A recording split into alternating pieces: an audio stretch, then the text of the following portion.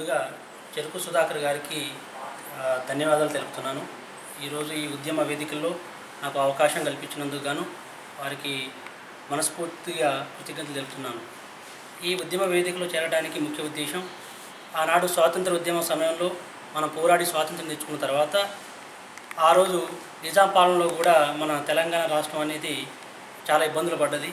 తిరిగి మన నిజాం పాలనలో కూడా మన పోరాడి నిజాంని మనం తరిమికొట్టి చివరికి మన స్వాతంత్రాన్ని తీసుకెళ్ళి ఆంధ్ర పాలకుల చేతిలో పెట్టినటువంటి దుస్థితి.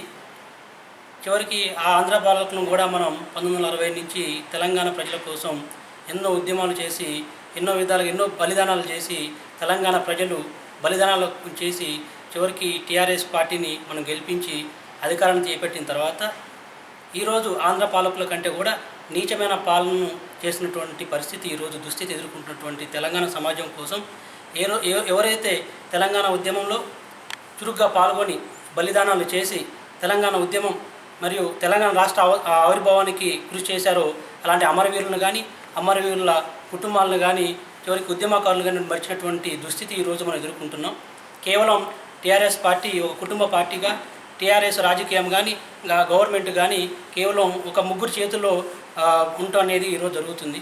అలాంటి దుస్థితిని ఎదుర్కోవాలనే ఉద్దేశంతో ఆ రోజు తెలంగాణ ఉద్యమకారులందరూ కూడా కలిసి పనిచేసినటువంటి ఆ ఉద్యమకారులందరూ కలిసి ఈరోజు ఆ పార్టీకి వ్యతిరేకంగా కానీ లేకపోతే తెలంగాణ ప్రజలకు కావాల్సిన హక్కులు రాలేటని ఉద్దేశంతో తిరిగి వ్యతిరేకంగా ఈరోజు ఒక తెలంగాణ ఈ పోరాట సమితి వేదికను తయారు చేయడం జరిగింది.